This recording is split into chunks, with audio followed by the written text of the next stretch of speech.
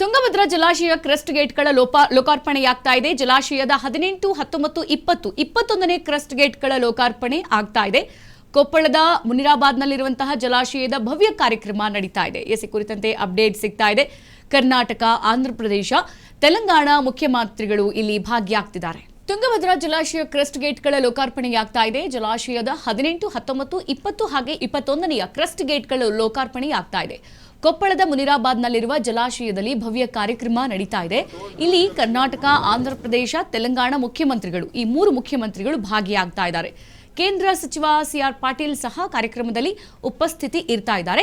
Karnataka CM DK Shivakumar ಹಾಗೆ Andhra CM Chandrababu Naidu ಮತ್ತು Telangana CM Revanth Reddy ಸೇರಿ 3 ಸಿಎಂಗಳು ಭಾಗಿಯಾಗ್ತಿದ್ದಾರೆ. ಬಟನ್ ಒತ್ತುವ ಮೂಲಕ ಹೊಸ ಗೇಟ್ಗಳಿಗೆ ಅಧಿಕೃತ ಚಾಲನೆಯನ್ನು ಕೊಡಲಿದ್ದಾರೆ. ಜಲಾಶಯದ ನೀರು ನಿರ್ವಹಣಾ ಸಾಮರ್ಥ್ಯ ಹೆಚ್ಚಿಸುವ ನಿರೀಕ್ಷೆ ಇದೆ. ಮತ್ತೊಂದು ಕಡೆಗೆ ಕೃಷಿ ಹಾಗೂ ಕುಡಿಯುವ ನೀರಿನ ಅಗತ್ಯ ಪೂರೈಕೆಗೆ ಯೋಜನೆ ಹಾಕೊಳ್ಳಲಾಗಿದೆ. 3 ರಾಜ್ಯಗಳ ಸಹಕಾರದ ಸಂಕೇತವಾಗಿ ಮಹತ್ವವನ್ನ ಪಡೆದಿದೆ ಈ ಯೋಜನೆ.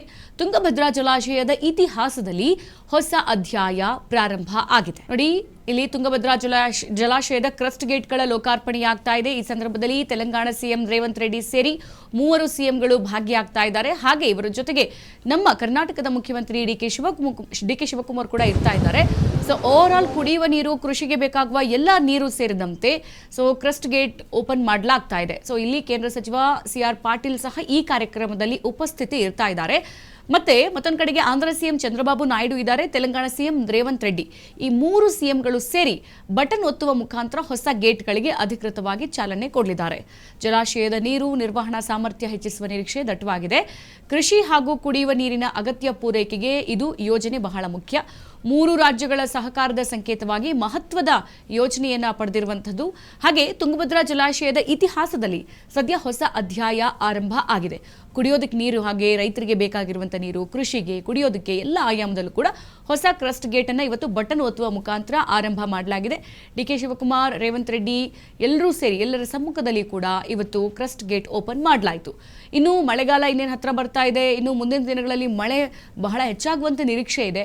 ಹಾಗಾಗಿ ಹೊಸ ಕ್ರಸ್ಟ್ ಗೇಟ್ ಅನ್ನ ಓಪನ್ ಮಾಡುವ ಮುಖಾಂತರ 3 ಈ ರಾಜ್ಯಕ್ಕೂ ಕೂಡ ನೀರು ಸೀಮಿತವಾಗಿ ಸಿಗಲಿ ಎಂಬಂತ ನಿಟ್ಟಿನಲ್ಲಿ ಸದ್ಯ ಕೊಪ್ಪಳದ ಮುನಿರಾಬಾದ್ನಲ್ಲಿ ಅಲ್ಲಿರುವಂತಹ ಜಲಾಶಯದಲ್ಲಿ ಭವ್ಯ ಕಾರ್ಯಕ್ರಮವನ್ನು ಇವತ್ತು ಆಯೋಜನೆ ಮಾಡಲಾಯಿತು.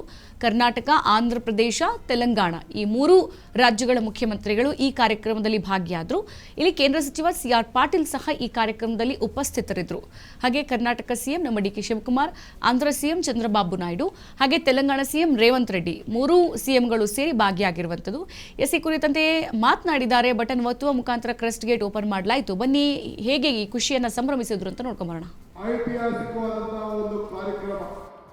ಇವತ್ತು ನಾವು 19ನೇ ಗೇಟ್ ಹೊಡೆದಾಗ ಮಧ್ಯರಾತ್ರಿ ನನ್ನ ಮಿತ್ರ ಮತ್ತು ನನ್ನ ಅಧಿಕಾರಿಗಳು ಫೋನ್ ಮಾಡಿದ್ರು, ಜಿಲ್ಲಾ ಮಂತ್ರಿಗಳು, ತಂಗಡಿಯವರು, ಡ್ಯಾಮ್ ಶೇಕ್ ಆಗ್ತಾ ಇದೆ, ಇಂಥ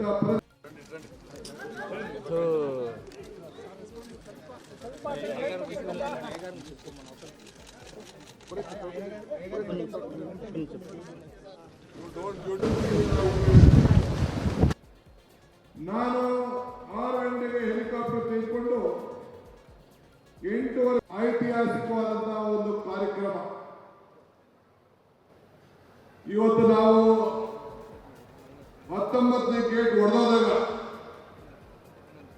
ಮಧ್ಯರಾತ್ರಿ ನನ್ನ ಮಿತ್ರ ಮತ್ತು ನನ್ನ ಅಧಿಕಾರಿಗಳು ಫೋನ್ ಮಾಡಿದ್ರು, ಜಿಲ್ಲಾ ಮಂತ್ರಿಗಳು, ತಂಗಡಿಯವರು, ಡ್ಯಾಮ್ ಶೇಕ್ ಆಗ್ತಾ ಇದೆ, ಇಂಥ ಪರಿಸ್ಥಿತಿಯಲ್ಲಿ ನಾವು ಇದ್ದೇವೆ ಅಂತೇಳಿ. ನಾನು 6 ಗಂಟೆಗೆ ಹೆಲಿಕಾಪ್ಟರ್ ತೆಗೆದುಕೊಂಡು 8:15 ಗಂಟೆಗೆ ಈ ಡ್ಯಾಮ್ ಸೈಟ್ ಹತ್ರ ನಾನಿದ್ದೆ. ಬಂದು ನಿಂತು ನೋಡಿ ಏನ್ ಮಾಡಬೇಕು ಅಂತ ತೀರ್ಮಾನ ಮಾಡಿ 1 ವಾರದಲ್ಲಿ ಇದ್ದಂತ ನೀರಿನ ಸಂದರ್ಭವನ್ನೇ ತೀರ್ಮಾನವನ್ನು ಮಾಡಿ ದಿಟ್ಟ ಪ್ರಯತ್ನವನ್ನು ಮಾಡಿ ಕೇವಲ 10-15 ದಿನದಲ್ಲಿ 19ನೇ ಗೇಟ್ ಅನ್ನ ಬದಲಾಯಿಸಿ ಈ ಭಾಗದ ರೈತರನ್ನ, ಭತ್ತದ ಕಣಿವೆಯನ್ನ ಉಳಿಸುವಂತ ಕೆಲಸವನ್ನು ಮಾಡಿ ನನಗೆ ಈ ಒಂದು ದೊಡ್ಡ ಸಾಧನೆ ಮಾಡಲಿಕ್ಕೆ ಅವಕಾಶ ಆಯಿತು. ನನ್ನ ವಿರೋಧ ಪಕ್ಷವು ಟೀಕೆ ಮಾಡ್ತಾ ಇದ್ರು. ಶಾರದಾದೇವಿ ಆಶೀರ್ವಾದ, ಉಡುಕರಾತ್ರಿ ನಮ್ಮ ಅಜ್ಜಯ್ಯನ ಪವಾಡ, ಹಂಪಿ ವಿರೂಪಾಕ್ಷನ ಕೃಪೆ, ರಾಘವೇಂದ್ರ ಸ್ವಾಮಿಯ ಶಕ್ತಿ ಇವೆಲ್ಲ ಸೇರಿ ಇಂಥ ಒಂದು ಮಹತ್ವ ಕಾರ್ಯಕ್ರಮವನ್ನು ಮಾಡಲಿಕ್ಕೆ ನಿಮ್ಮೆಲ್ಲರ ಆಸೆ, ನಿಮ್ಮೆಲ್ಲರ ಬಯಕೆ. ಇದರಿಂದ 33 ಗೇಟ್ಗಳನ್ನು ಬದಲಾಯಿಸಬೇಕು ಅಂತ ಹೇಳಿ ತೀರ್ಮಾನವನ್ನು ಮಾಡಿ ಈ 33 ಗೇಟ್ಗಳನ್ನು ಬದಲಾಯಿಸಿ ಈ ನಮ್ಮ 3 ರಾಜ್ಯದ ರೈತರುಗಳನ್ನ